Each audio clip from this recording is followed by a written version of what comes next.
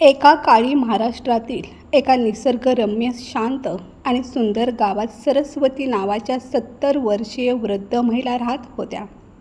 पहाटेच्या कोवळ्या सूर्यकिरणांनी जेव्हा शेतावर सोनेरी झळाळी पसरायची तेव्हा त्या गावाचे सौंदर्य जणू स्वर्गालाही लाजवेल असे वाटायचे.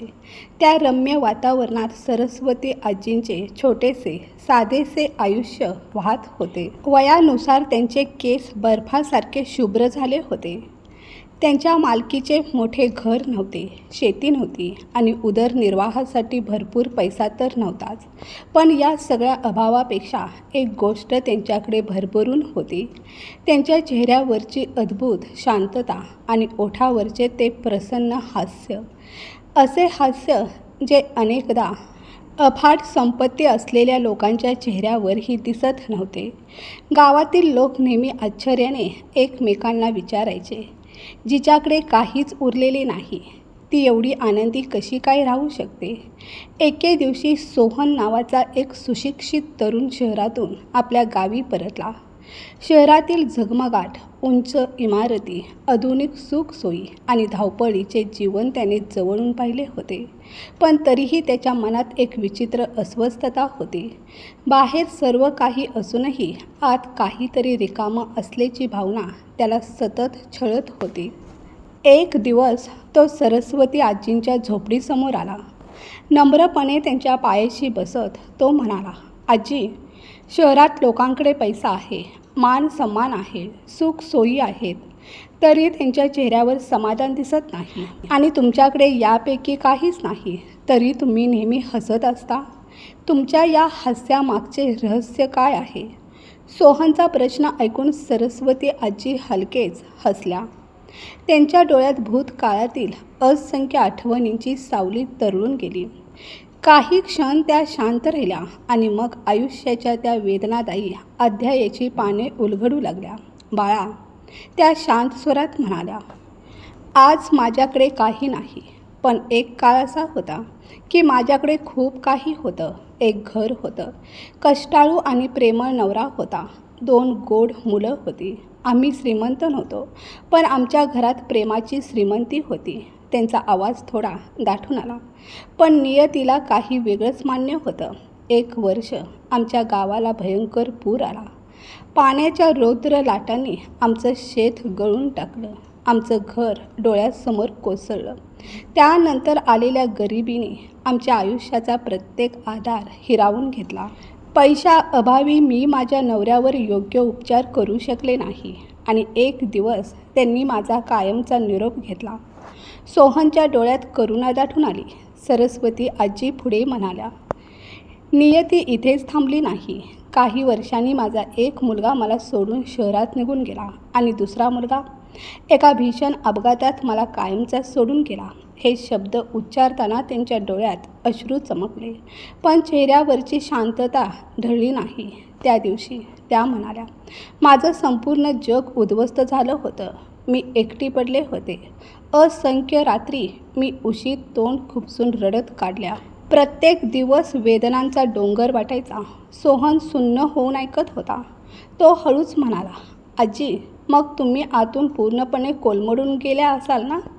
सरस्वती आजींनी एक खोल श्वास घेतला. हो बाळा, मी खूप तुटले होते. पण एके दिवशी मी स्वतःलाच एक प्रश्न विचारला. त्या क्षणभर थांबल्या. मी इतकं रडते, तडफडते, पण त्यामुळे माझं हरवलेलं कुटुंब परत येणार आहे का? माझं घर पुन्हा उभं राहणार आहे का? काही क्षण त्यांनी आकाशाकडे पाहिलं. माझ्या मनातून उत्तर आलं नाही. त्यांच्या ओठावर पुन्हा एक मंद स्मित उमटलं. पण त्याच क्षणी माझ्या हृदयातून दुसरा आवाज आला, सरस्वती, अजूनही तुझ्याकडे खूप काही शिल्लक आहे. सोहन आश्चर्याने त्यांच्याकडे पाहू लागला. सरस्वती आजी प्रेमाने म्हणाल्या, माझ्याजवळ अजूनही पहाटेचा तो सुंदर सूर्य होता, जो रोज नव्या आशेचा संदेश घेऊन उगवत होता. माझ्याजवळ चिवचिवणाऱ्या चिमण्या होत्या, ज्या मला जगण्याचं गीत शिकवत होत्या. माझ्याजवळ हिरवीगार झाडं होती, वाहणारा वारा होता आणि सर्वात महत्त्वाचं म्हणजे माझ्याजवळ माझा श्वास होता. जोपर्यंत श्वास आहे तोपर्यंत जीवन आहे आणि जोपर्यंत जीवन आहे तोपर्यंत आशा आहे. त्यांच्या डोळ्यात एक विलक्षण तेज चमकू लागलं. त्या एका क्षणी मी माझं दुःख मोजणं थांबवलं आणि माझ्याकडे उरलेल्या आशीर्वादांची गणती सुरू केली. माझं आयुष्य बदललं नाही, पण आयुष्याकडे पाहण्याचा माझा दृष्टिकोन बदलला. आणि बाळा, जेव्हा दृष्टिकोन बदलतो तेव्हा दुःखही हळूहळू शक्तीत रूपांतरित होतं. सरस्वती आजींचे शब्द ऐकून सोहन बराच वेळ निशब्द बसून राहिला. सरस्वती ताईंनी त्या दिवसापासून एक महत्त्वाचा निर्णय घेतला.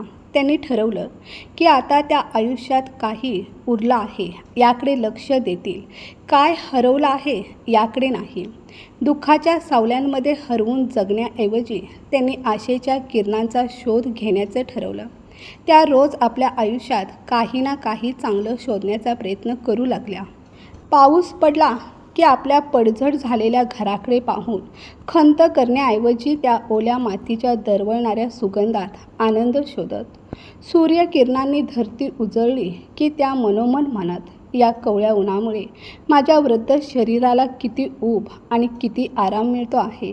आणि ज्या दिवशी आनंदी होण्याचं कोणतंही मोठं कारण सापडत नसे त्या दिवशी त्या स्वतःलाच धीर देत म्हणत, हा कठीण काळही कायमचा राहणार नाही. जसं काळोखलेल्या रात्रीनंतर पहाट उगवते तसंच दुःखाच्या दिवसानंतर सुखाचे क्षणही येतात. यानंतर सरस्वती ताईंनी सोहनसमोर आपल्या आनंदाचं सर्वात मोठं रहस्य उलगडलं. त्या हसत म्हणाल्या, बाळा, मी रोज रात्री झोपण्यापूर्वी माझ्या दिवसातील 3 चांगल्या गोष्टी आठवते. त्या कितीही छोट्या असोत, कधी एखाद्या व्यक्तीने हसून नमस्कार केलेला असोत, कधी माझी भाकरी न करपता छान झालेली असते, तर कधी एखादा दिवस कोणत्याही अडचणीशिवाय शांतपणे पार पडलेला असतो. मग त्या प्रत्येक छोट्याशा आनंदासाठी मी देवाचे मनापासून आभार मानते. सरस्वती ताईंचे हे शब्द ऐकून सोहनच्या मनावर जणू शांततेची एक प्रसन्न झुळूक फिरून गेली. त्याला उमगलं की खरं समाधान हे संपत्ती, वैभव किंवा सुख सोयींमध्ये नसतं. ते आपल्या विचारात, आपल्या दृष्टिकोनात आणि जीवनाकडे पाहण्याच्या नजरेत दडलेलं असतं. त्या दिवसानंतर सोहननेही आपल्या प्रत्येक दिवसात छोट्या छोट्या आनंदाचा शोध घेण्यास सुरुवात केली. हळूहळू त्याच्या स्वभावात बदल होऊ लागला. त्याच्या चेहऱ्यावरही समाधानाचं हास्य खुलू लागलं आणि कालांतराने संपूर्ण गावानेच सरस्वती ताईंच्या या सकारात्मक विचारांचा स्वीकार केला. गावातील लोकांना समजलं की आनंद हा बाहेरच्या वस्तूंमध्ये, ऐश्वर्यात किंवा महागड्या सुख सोयींमध्ये नसतो, तो आपल्या मनात असतो. आपण अनेकदा जे आपल्या जवळ नाही त्यासाठी दुःखी होत असतो, पण जे अनमोल आशीर्वाद आजही आपल्या जवळ आहेत त्यांच्याकडे दुर्लक्ष करतो. जीवनात दुःख येणार, संकट येणार, वादळही येणार, हा निसर्गाचा आणि जीवनाचा नियम आहे. पण जर आपली विचार करण्याची पद्धत सकारात्मक असेल, जर आपण प्रत्येक दिवसात काहीतरी चांगलं शोधण्याची सवय लावली, तर परिस्थिती कितीही कठीण असली तरी आपल्या चेहऱ्यावरचं हास्य कायम राहू शकतं. म्हणूनच लक्षात ठेवा, खरा आनंद मिळवण्यासाठी भरपूर पैशांची गरज नसते. गरज असते ती एका सुंदर दृष्टिकोनाची आणि कृतज्ञतेने भरलेल्या मनाची. मित्रांनो, जर तुम्हाला ही कथा आवडली असेल तर तिला नक्की लाईक करा, आपल्या मित्र परिवारासोबत शेअर करा आणि अशाच प्रेरणादायी कथा ऐकण्यासाठी आपल्या चॅनलला सबस्क्राईब करायला विसरू नका. धन्यवाद.